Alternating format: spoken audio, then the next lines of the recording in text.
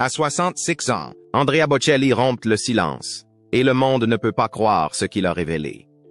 Pendant des décennies, sa voix a ému des millions de personnes, un ténor qui fait vibrer l'âme et qui apporte de la beauté même dans les coins les plus sombres de l'expérience humaine.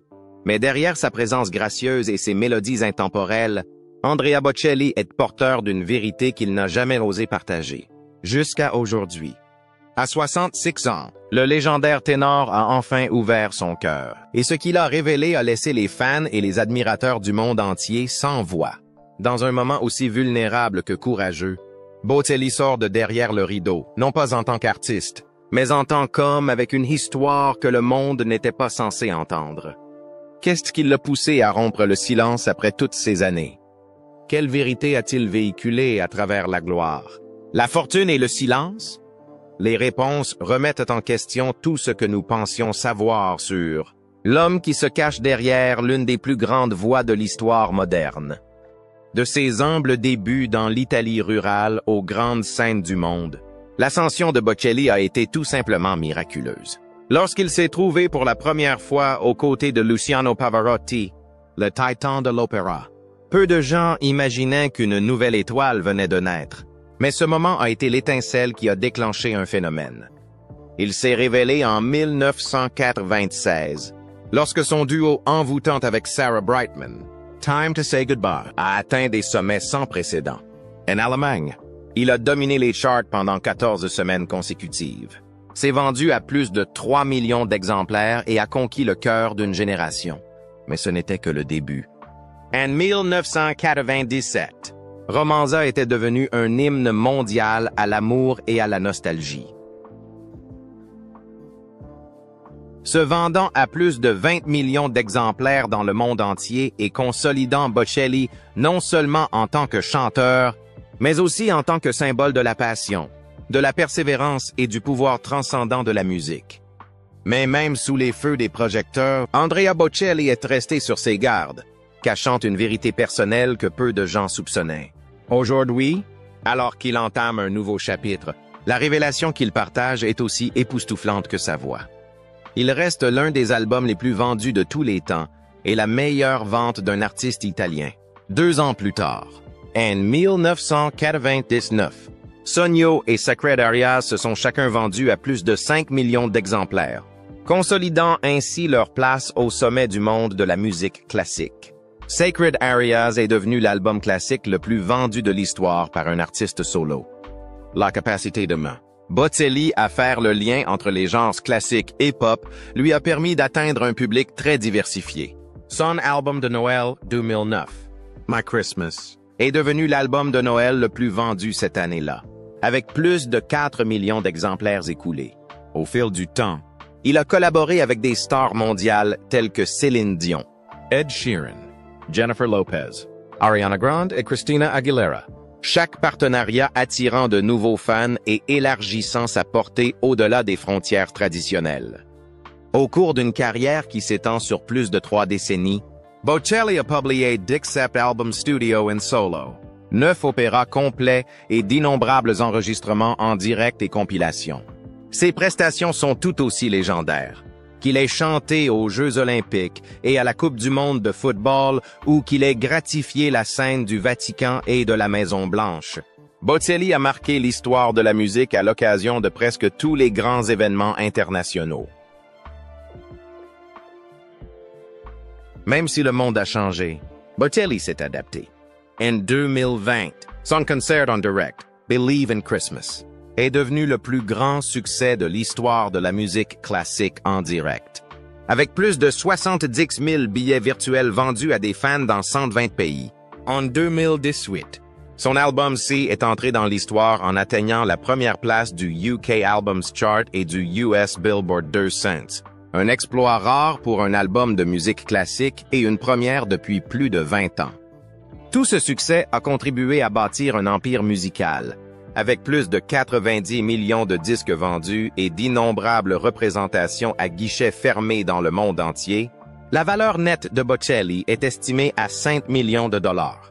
Son contrat d'enregistrement mondial de 2022 avec Universal Music Group prouve que son étoile continue de monter, même après 30 ans sous les feux de la rampe.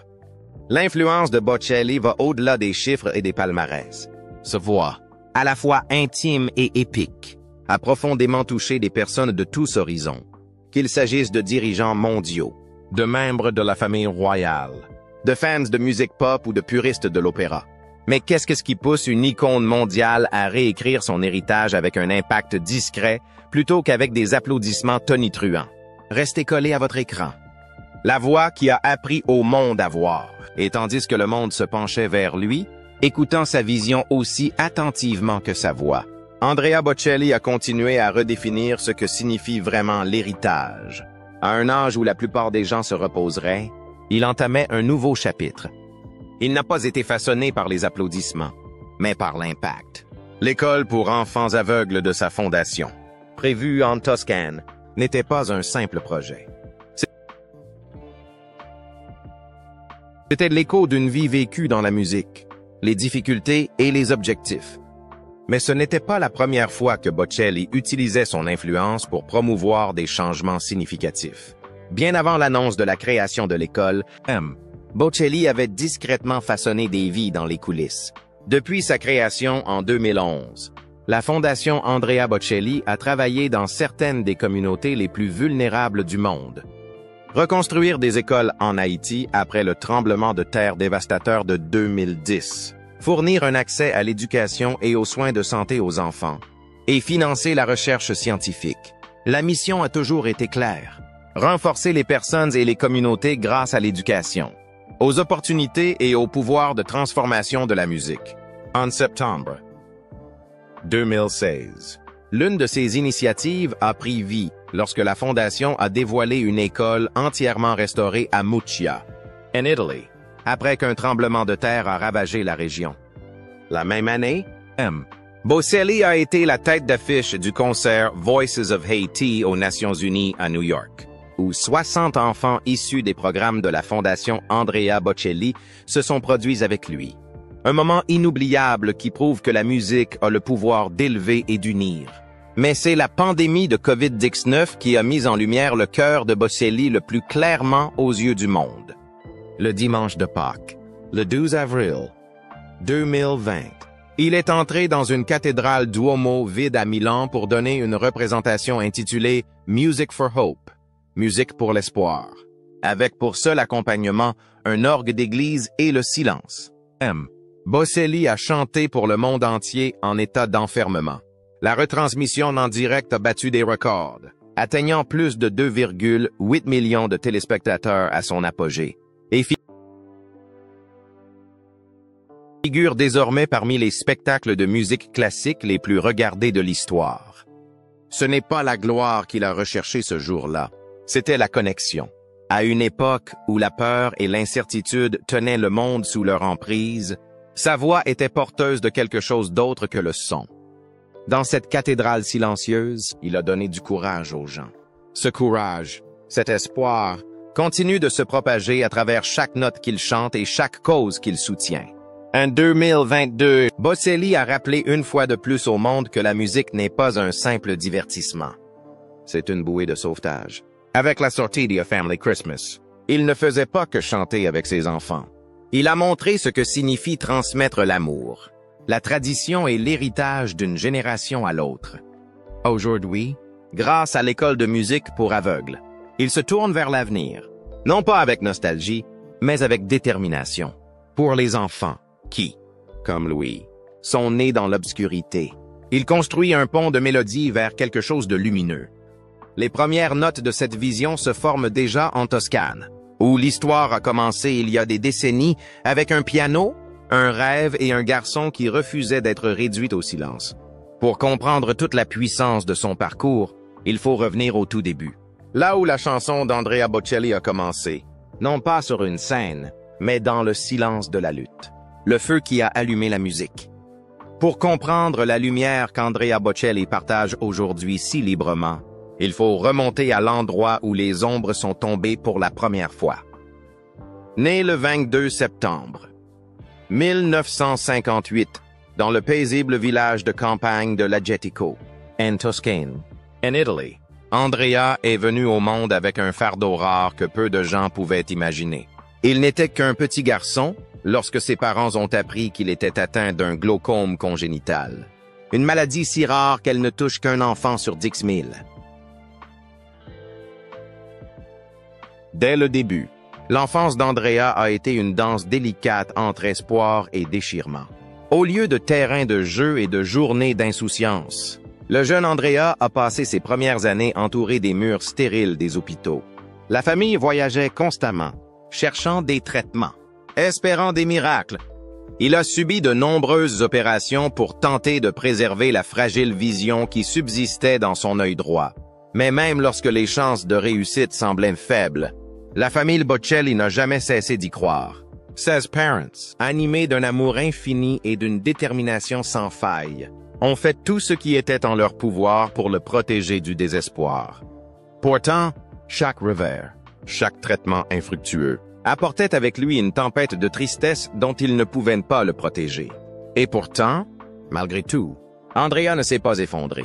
Le monde s'est peut-être assombri sous ses yeux, mais le feu de son esprit a brûlé plus fort que jamais. Puis vint le moment qui allait tout changer de manière irréversible. Il n'avait que 12 ans. C'était un jour comme les autres, passé à jouer au football avec des amis, lorsqu'un ballon a frappé de plein fouet son seul œil voyant. L'impact a provoqué une hémorragie cérébrale si grave qu'elle l'a plongé dans l'obscurité la plus complète, la cécité la plus totale. La dernière lueur d'espoir à laquelle il s'était accroché pendant si longtemps a disparu. Dans ses mémoires, la musique du silence, Andrea raconte ce moment dévastateur. J'ai été frappé de plein fouet à l'œil droit, le seul œil où je voyais encore de la lumière. L'obscurité totale m'a alors enveloppé. La douleur n'était pas seulement physique. C'est le tremblement de terre émotionnel provoqué par la perte de quelque chose d'aussi fondamental. Son lien avec le monde visible. Pour un enfant, c'était plus que la fin de la vue. C'était le début d'une vie différente. Pourtant, même dans ce nouveau monde d'ombre, il refuse de se laisser envahir par le désespoir. La musique devint bientôt sa lumière, son guide et son salut. Il apprit à lire le braille et étudia la musique avec une intensité tranquille que l'on pouvait ressentir dans chaque note qu'il jouait. Andrea ne s'est pas contenté d'écouter les mélodies. Il les ressentait. Chaque accord était un pas vers le chagrin. Chaque harmonie une forme de guérison. Le piano est devenu son lieu de sécurité. Non seulement une source de son, mais aussi un professeur silencieux qui l'a aidé à redécouvrir la forme de l'espoir. Il ne s'est pas arrêté là. Andrea a embrassé la vie avec une audace qui a choqué son entourage. La cécité n'a jamais été synonyme de limitation. Il montait à cheval, parcourait la campagne à vélo et pratiquait des sports avec un sens audacieux de l'indépendance. Il ne s'agissait pas d'actes de rébellion. C'étaient des déclarations selon lesquelles les ténèbres n'avaient pas gagné. Même si sa renommée a grandi, son cœur est resté enraciné dans ses premières années. Il a souvent dit que sa famille était l'âme de sa force. Bien que le monde entier connaisse Andrea Bocelli comme une légende, ses proches le connaissent comme un homme à la détermination tranquille, façonné non pas par les projecteurs, mais par la lutte. Mais qu'est-ce qui a donné à Andrea la force de poursuivre la célébrité à travers le silence et la lutte? Restez à l'écoute pour le découvrir. The harmony at home and a life composed with love. Qu'est-ce qui transforme une vie difficile en une mélodie que le monde n'oublie jamais?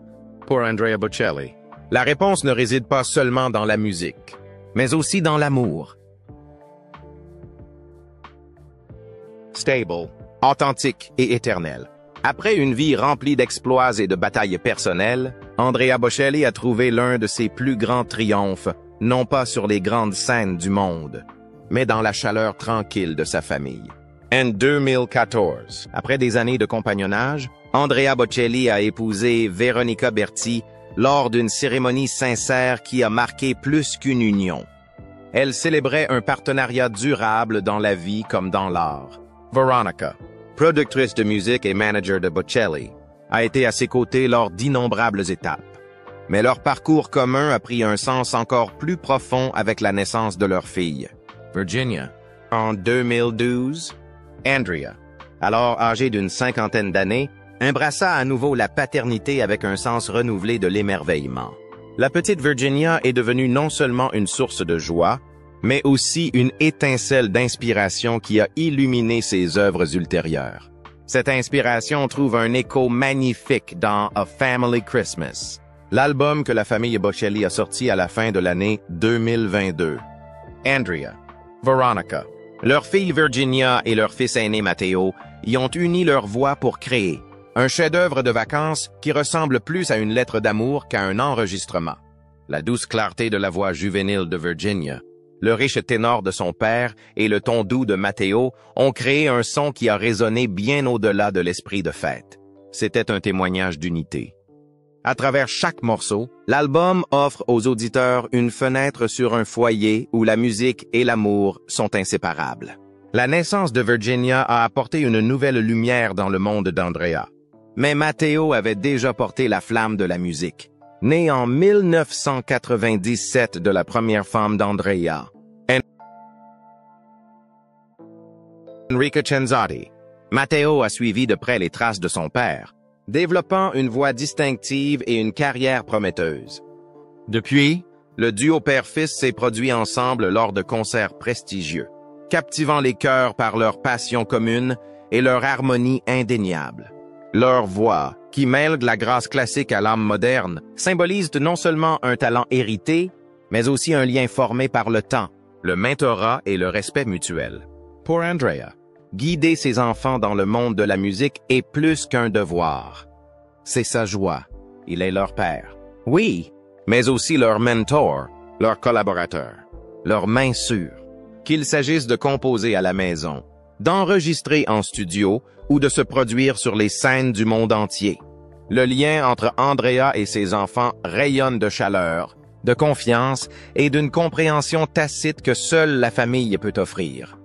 Même s'il continue à tourner et à créer, le cœur de Bocelli reste fermement ancré dans le service.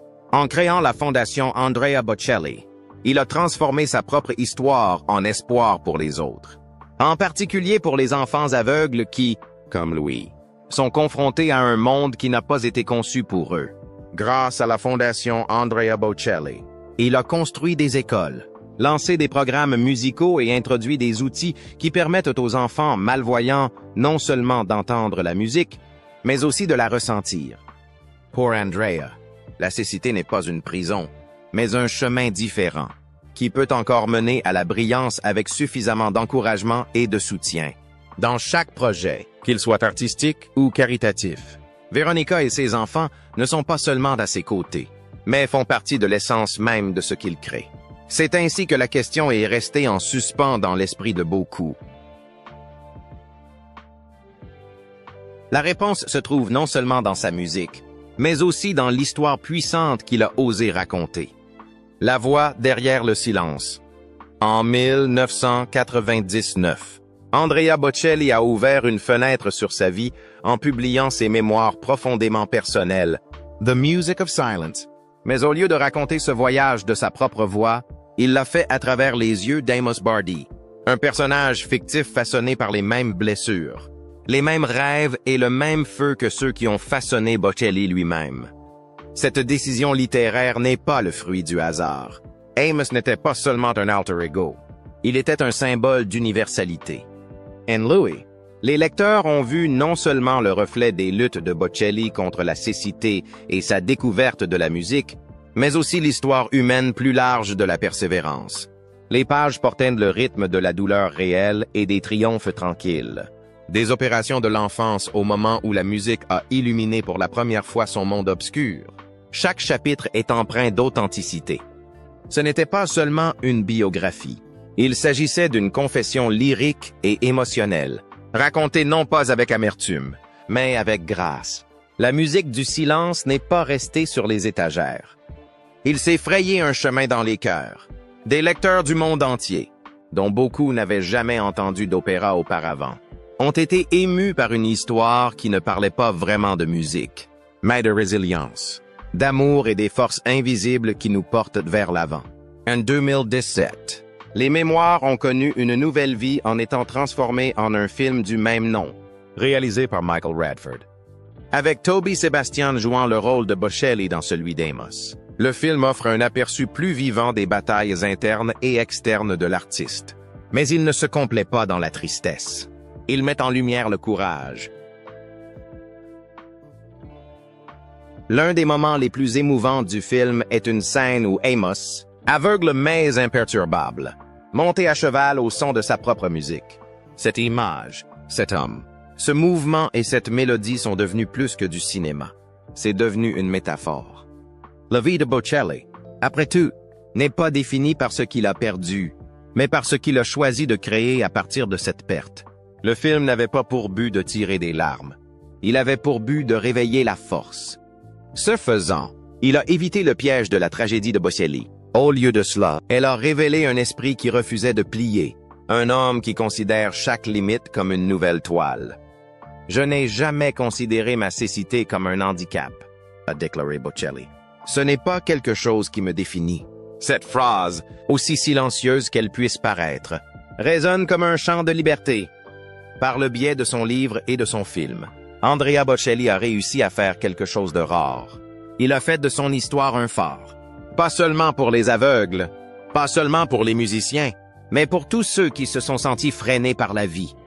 C'était une chanson qui ne demandait aucune sympathie, mais seulement qu'on l'écoute. Et en écoutant, des millions de personnes ont trouvé du courage dans les silences. Et si la cécité n'était pas une limitation, mais une lentille vers quelque chose de plus grand, la réponse pourrait bien tout changer. Voir à travers le son. Ainsi, à chaque note qu'il chante, Andrea Bocelli nous rappelle que la vision n'est pas toujours liée à la vue. Là où d'autres s'en remettent à leurs yeux, lui s'appuie sur quelque chose de plus profond. Son âme. Pour lui, la musique n'est pas seulement de l'art. C'est sa façon de tendre la main, d'explorer un monde qu'il ne peut pas voir, mais qu'il vit pleinement. Il a dit un jour, « Je ne vois rien avec mes yeux, mais je vois tout avec mon âme. » Et cette vérité résonne bien au-delà des salles de concert qu'il remplit. Né à Loggiatico, en Toscane. En 1958, Bocelli a transformé ce qui aurait pu être une vie de limitation en un héritage d'inspiration. Sa cécité n'a jamais été un obstacle. Elle est devenue la toile de fond sur laquelle sa vision intérieure s'est renforcée. Dans chaque interprétation, chaque enregistrement, il y a quelque chose au-delà de la mélodie, un défi tranquille, un esprit qui refuse d'être défini par ce qui manque. Le public ne se contente pas d'écouter Bocelli. Il le ressent, se voit, riche de chaleur et de conviction, transcende les langues et touche les cœurs dans le monde entier. Même ceux qui ne comprennent pas les paroles sont émus. À travers la musique, Bocelli nous apprend à écouter au-delà des mots, à entendre avec notre âme et à ressentir la vie d'une manière plus profonde que le toucher. Son parcours, marqué par les épreuves, mais propulsé par un espoir inébranlable, est devenu un guide pour des millions de personnes à travers le monde. Lorsque les gens le regardent se produire, ils ne voient pas un aveugle sur scène. Ils voient un artiste qui a cessé de repousser les limites du possible. Son impact s'étend bien au-delà des opéras et des salles de concert. Il se perpétue dans les salles de classe, dans les chœurs et à travers les fondations qu'il soutient avec passion. L'une de ses contributions les plus importantes est une école de musique gratuite pour les enfants aveugles. Qu'est-ce qui a inspiré cette vision? Peut-être l'empathie, peut-être la compassion. Ou peut-être tout simplement sa conviction profonde que chacun, quelle que soit sa situation, mérite d'avoir la chance de trouver sa voix et de ne jamais être privé d'une chanson à chanter. Mais qu'est-ce qui pousse un homme qui ne peut pas voir le monde à aider les autres à trouver leur voix à travers la musique? Nous aimerions savoir ce que vous en pensez. N'oubliez pas d'aimer, de partager et de vous abonner.